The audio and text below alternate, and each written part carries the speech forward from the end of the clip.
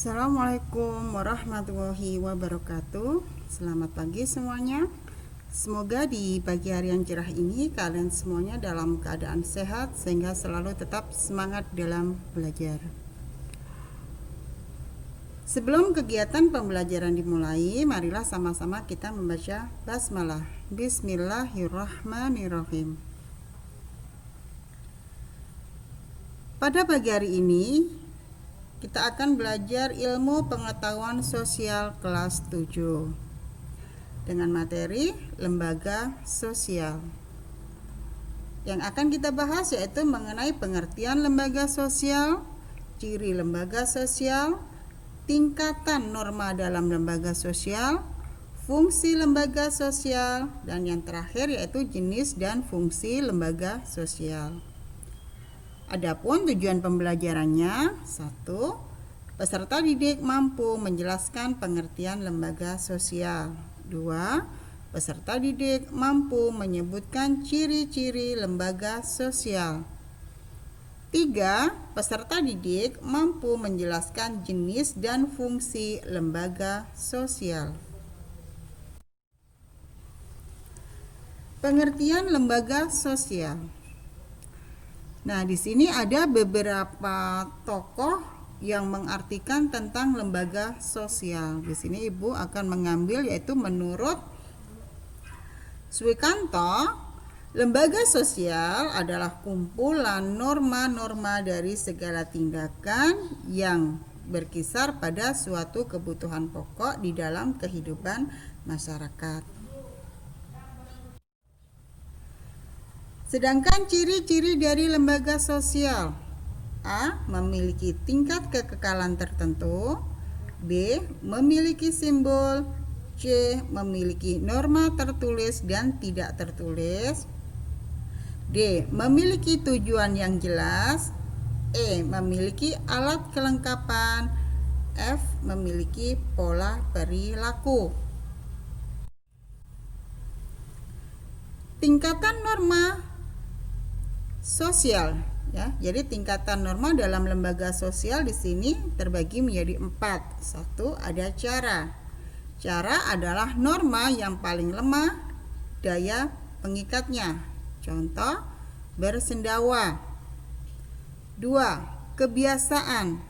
Kebiasaan adalah kebiasaan yang diulang karena dianggap baik. Contoh, menghormati orang yang lebih tua. 3. Tata kelakuan adalah aturan yang diterima masyarakat. Contoh, larangan untuk mencuri.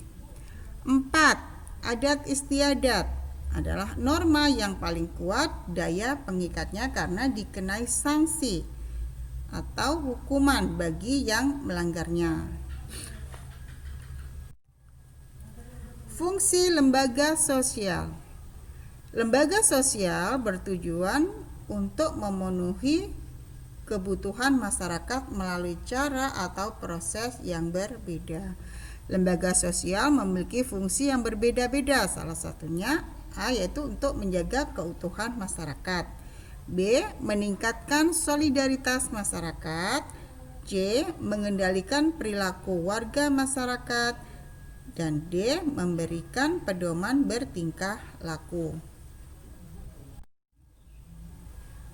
Sedangkan jenis dan fungsi lembaga sosial di sini terbagi menjadi 5. Ada keluarga, ya, lembaga keluarga, lembaga pendidikan, lembaga politik, lembaga agama, dan lembaga ekonomi.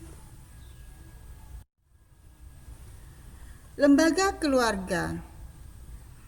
Apa saja fungsi dari lembaga keluarga? Yang pertama di situ ada biologis atau reproduksi, yakni mempertahankan kelangsungan hidup manusia berkaitan erat dengan aktivitas seksual antara suami istri yang dipenuhi, ya, secara tepat, wajar, teratur dilihat dari segi norma, kultural, sosial, kesehatan maupun agama.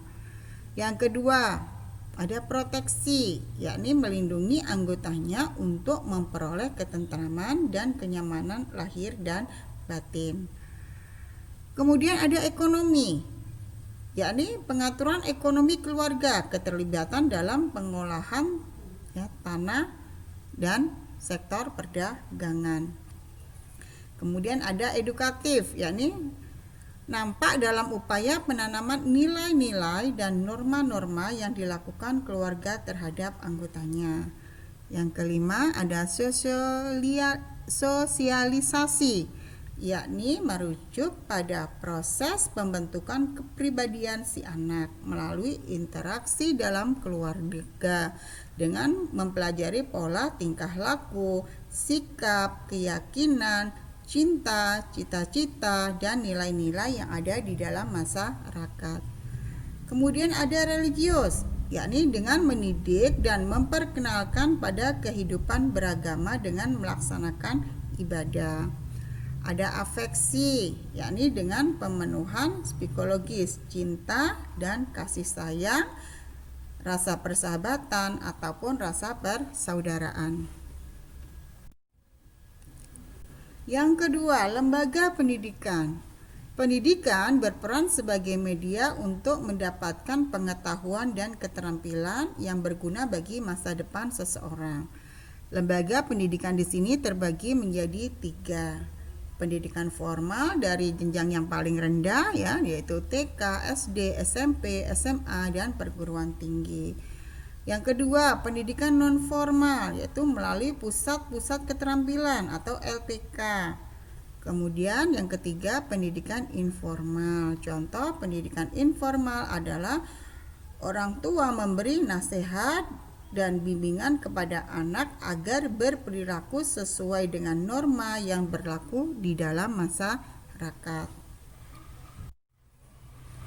Yang ketiga, lembaga agama.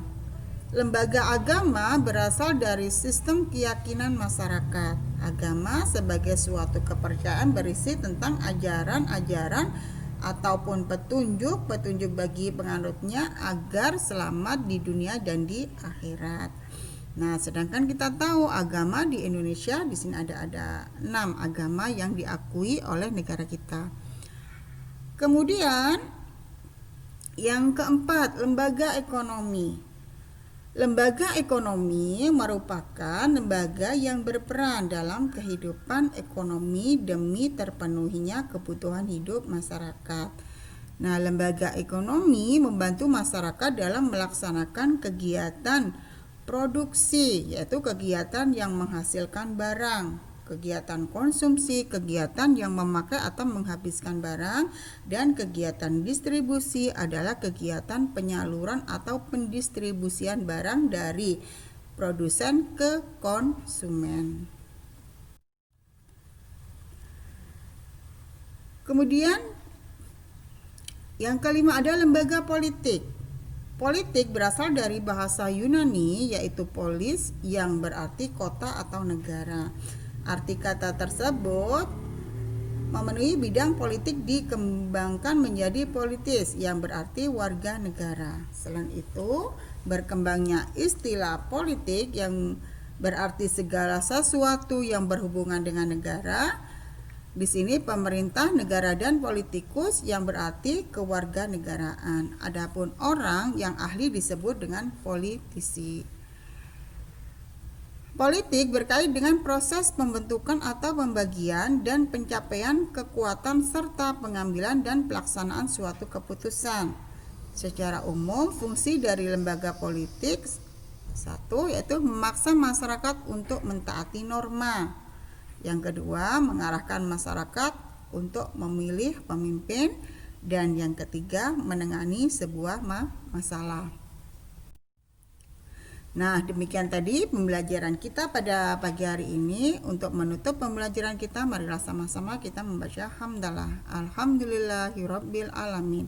Wassalamualaikum warahmatullahi wabarakatuh.